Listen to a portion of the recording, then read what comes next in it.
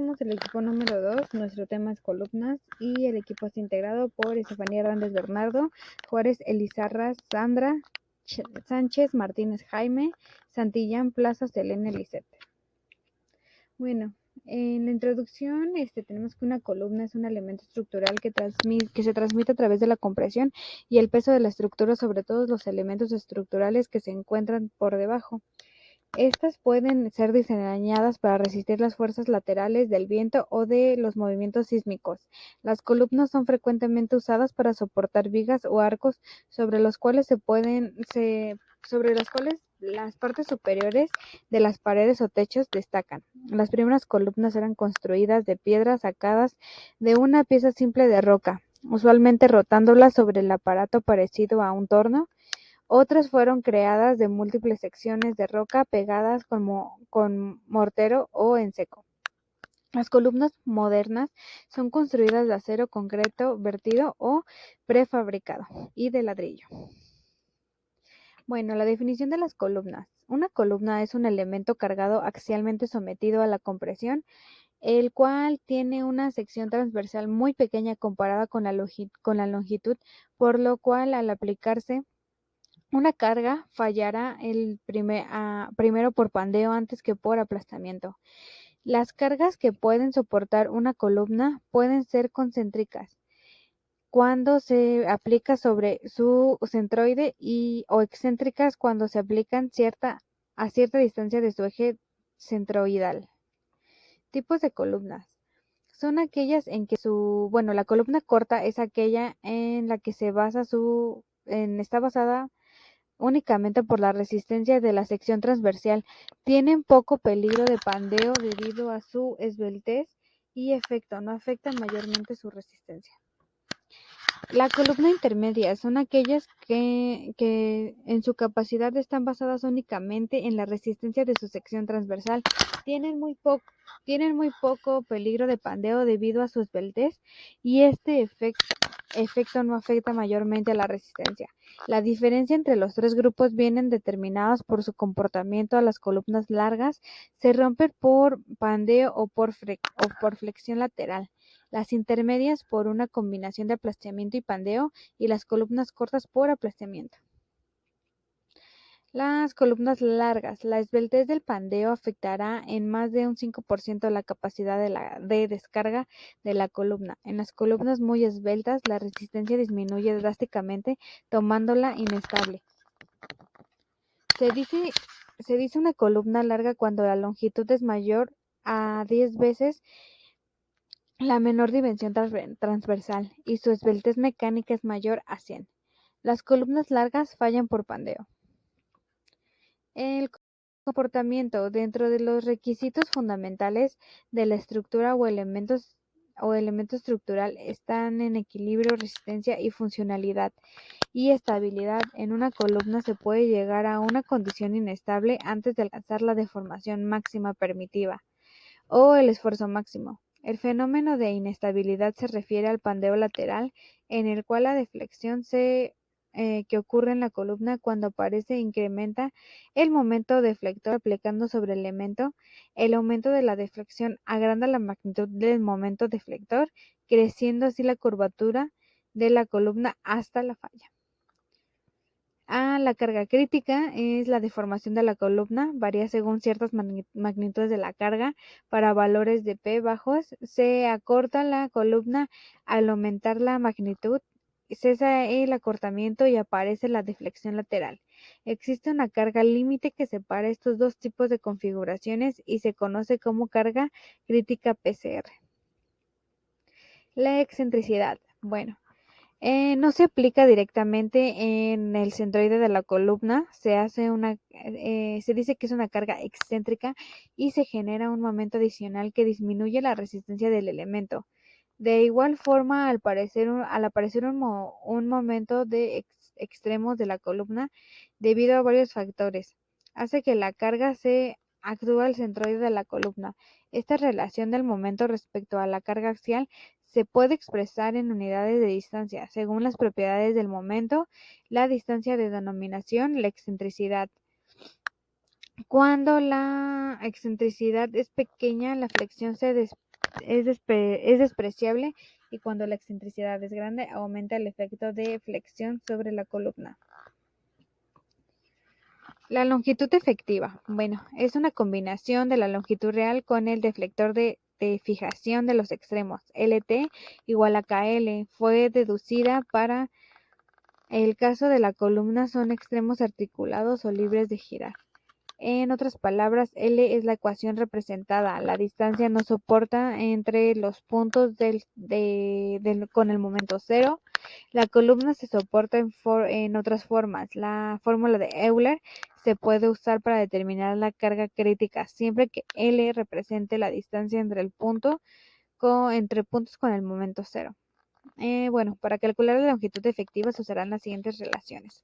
La columna con extremos de pasador es LE igual a KL igual a 0.10 por L igual a L. Las columnas de extremos fijos es LE igual a KL es igual, a 0.65 por L. Las columnas de extremos libres es L igual a KL igual a 2.10 por L.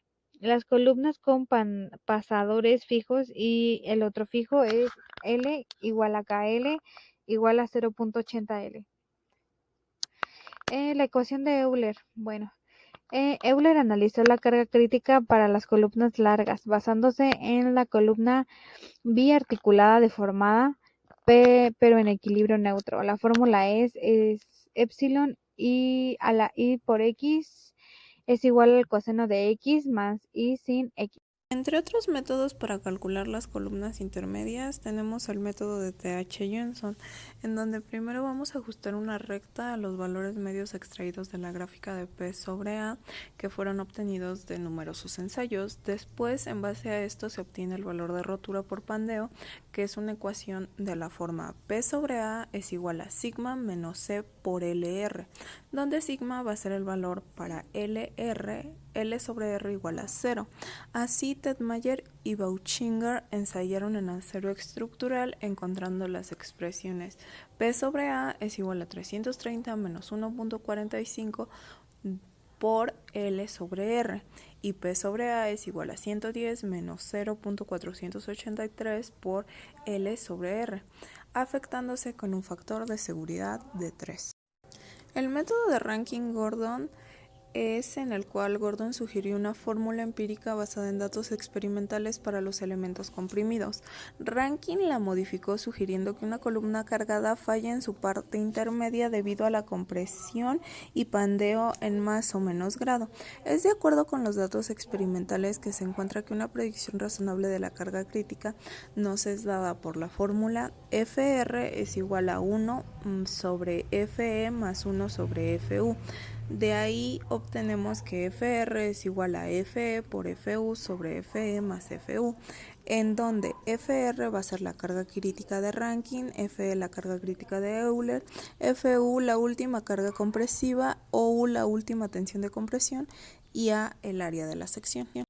Como sabemos que FU es igual a sigma por U por A y FE es igual a pi cuadrado por EI sobre L cuadrada, obtenemos la fórmula más utilizada de esta expresión, que se ha llamado comúnmente Rankine-Gordon, que es P sobre A es igual a 124 sobre 1 más 1 sobre 18 por 10 al cuadrado por L sobre R al cuadrado en unidades de megapascales.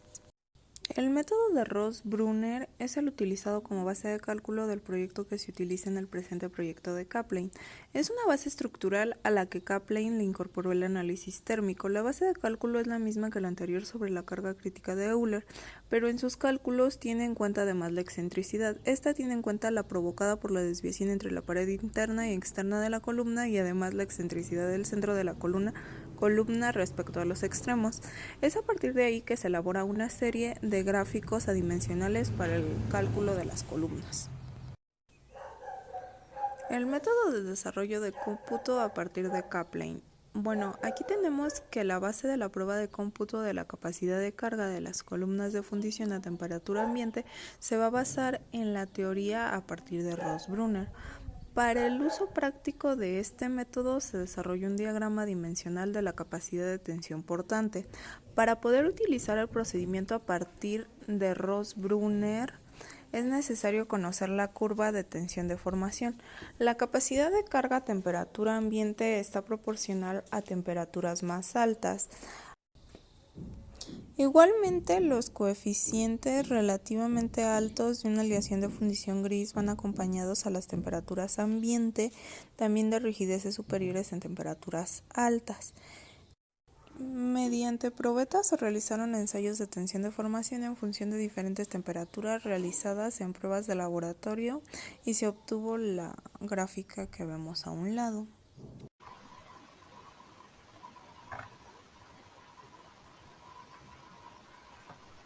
Columnas cargadas excéntricamente. Las columnas se suelen diseñar para soportar cargas axiales y las fórmulas que se han expuesto lo han sido en este criterio. Sin embargo, en ocasiones las columnas pueden estar sometidas a cargas con una determinada excentricidad. Por ejemplo, cuando se remacha una viga al alar de una columna en la estructura de un edificio, la fórmula de la secante que se estudia la veremos a continuación, la cual es esencial. Se estudia la columna excéntricamente cargada como si fuera, en lo que se refiere a los esfuerzos, un elemento corto cargado excéntricamente.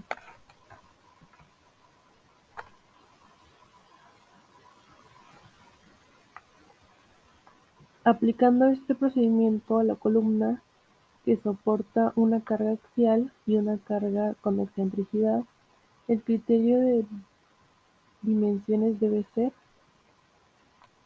el que se muestra en pantalla,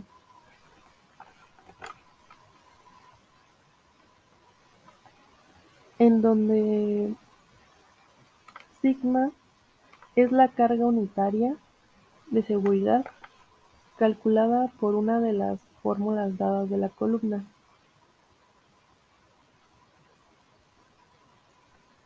Al momento de inercia correspondiente al eje con respecto al que se produce la flexión y el modo resistente respecto del mismo eje.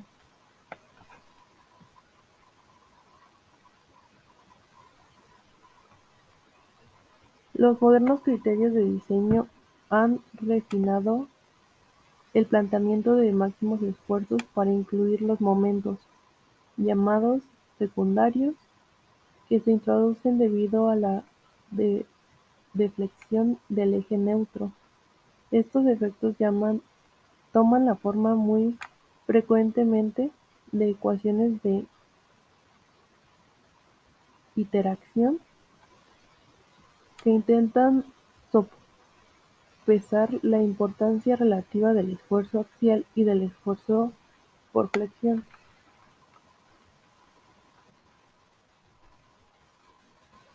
La fórmula de Euler fue deducida suponiendo que la carga siempre se aplica pasando por el centroide del área transversal de la columna y la columna es perfectamente recta. En realidad esto no es realista, ya que columnas fabricadas nunca son perfectamente rectas, sino la aplicación de la carga se conoce con gran exactitud. Entonces en realidad la columna nunca se pandea de repente, más bien comienza a doblarse, aunque siempre en forma muy insignificante, inmediatamente de aplicar una carga. Esta carga en la columna es equivalente estáticamente a la carga axial y al momento de flexión.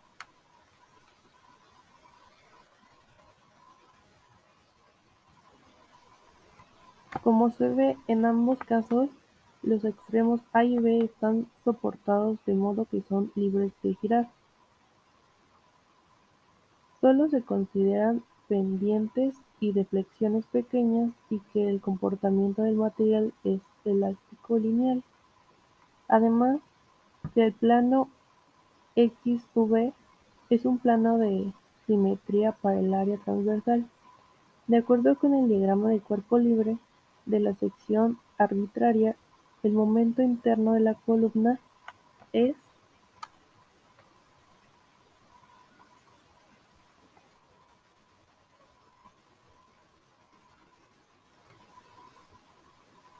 Se puede considerar que estas columnas de madera están articuladas en su base y empotradas en las vigas en sus extremos superiores. La flexión de la viga hará que las columnas estén cargadas excéntricamente en consecuencia de flexiones.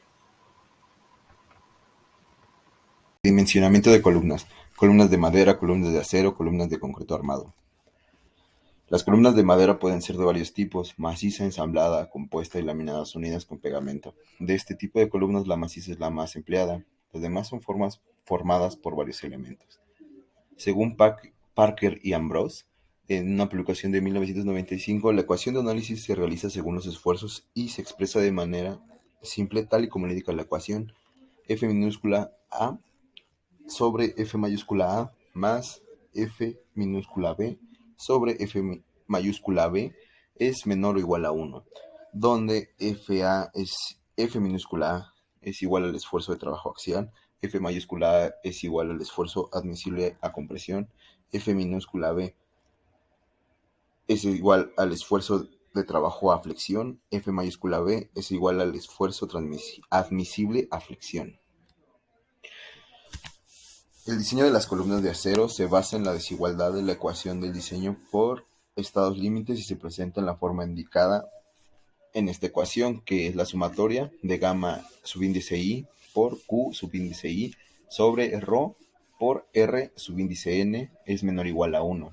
La esencia de la ecuación es que la suma de los efectos de las cargas divididas entre la resistencia minorada debe ser menor o igual a la unidad.